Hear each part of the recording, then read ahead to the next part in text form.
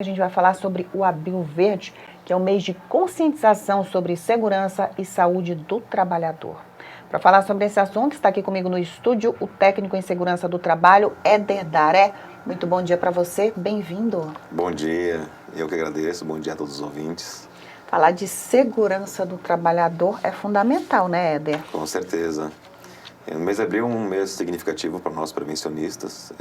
Abril Verde foi uma campanha criada em 2014 pela Organização Internacional do Trabalho e através dela busca-se a conscientização da sociedade em geral, das empresas, dos trabalhadores para a prevenção de acidentes e doenças do trabalho.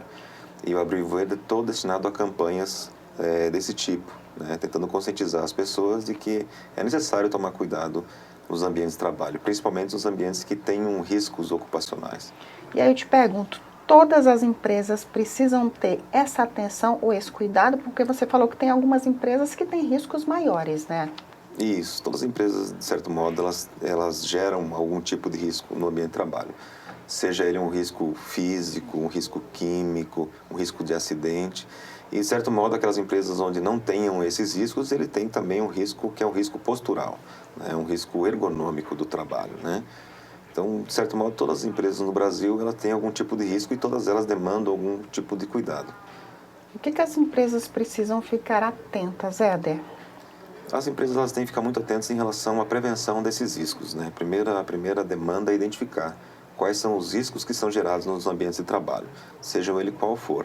E a partir dessa identificação dos riscos é tomar as medidas necessárias para prevenir, né, o trabalhador quanto a essa exposição.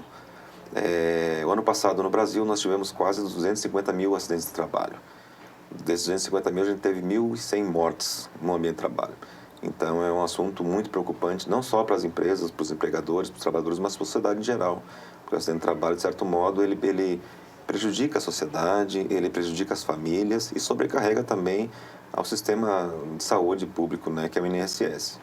Você tocou num ponto importante, você falou em prevenção. Quando a gente fala em acidente, é algo que a gente não espera que aconteça, mas como é que a gente pode prevenir um acidente? O acidente de trabalho ele começa com a conscientização das próprias pessoas, de que ela tem que ir para o trabalho, né? Chegar no trabalho com saúde e sair do trabalho também com muita saúde. Então ela tem que estar muito atenta em relação aos riscos que ela está exposta no ambiente de trabalho.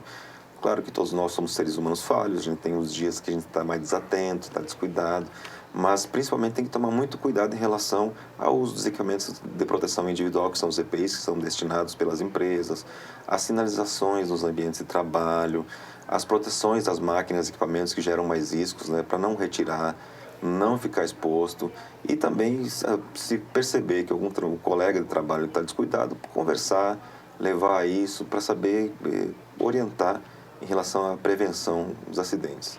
Existe uma legislação que deve entrar em vigor logo mais, né, em breve, que fala justamente disso, da importância desse cuidado da saúde do trabalhador. Queria que você falasse um pouquinho sobre isso. Bom, até o ano passado, os riscos ambientais do trabalho eram tratados em 5 grandes grupos de risco, seja um grupo físico, químico, biológico, de acidente ou ergonômico.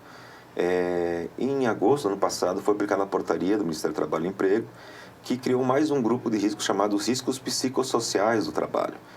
Então, ele deu esse tempo de agosto até o dia 26 de maio desse ano, para que as empresas pudessem identificar quais são os riscos psicossociais gerados no trabalho. Para quem não sabe, os riscos psicossociais são o estresse, o síndrome de burnout, a ansiedade, a própria depressão, de certo modo, também. Então, as empresas vão ter que tomar muito cuidado também em relação a esses riscos psicossociais. Identificar, tomar as medidas preventivas. Então, é esse risco que vai entrar em vigor e as empresas também vão ter que tomar cuidado a partir de maio desse ano. Para isso, as empresas terá que ter um técnico em segurança instalado para identificar? Não necessariamente. A depender do tamanho da empresa, sim. Se é uma empresa de grande porte, com muitos trabalhadores, é necessário que tenha um técnico de segurança ou um engenheiro de segurança do trabalho. Mas a base de tudo é a prevenção. Identificar os riscos, identificar os fatores de risco e poder tratar, criar um cronograma em relação de atenção em relação à prevenção a esses riscos, né? E elas devem sofrer penalidades, né, caso isso não aconteça. Isso. O Ministério do Trabalho ele vai começar a autuar as empresas a partir de maio, né? Então, a brecha, esse tempo, esse lapso temporal, de agosto do ano passado, da publicação da portaria até maio, é o tempo para as empresas se adequarem em relação a essa nova legislação. Só para a gente finalizar, eu queria que você falasse dessa importância de ter a saúde em dia dentro do ambiente de trabalho. Olha, é muito importante, né? Principalmente em relação ao que a gente está vivendo hoje em dia, né? A gente vive uma sociedade cansada, a gente vive uma sociedade esgotada, então é muito importante que todo mundo cuide da saúde, né? Se prepare, não só para ter um corpo bonito, uma mente em dia, mas que também se prepare para trabalhar, né? Tenha um cuidado no trabalho, preserve o ambiente de trabalho de todas as maneiras, porque as pessoas precisam, né, igual eu falei no começo, elas têm que chegar bem no trabalho e sair bem do trabalho. E quando lá na frente for se aposentar, né, concluir a vida laboral, que ela também tenha saúde e possa usufruir dessa vida, desse tempo gasto que ela teve, né, da melhor maneira possível. Queria muito agradecer a sua participação, muito obrigada. Eu que agradeço.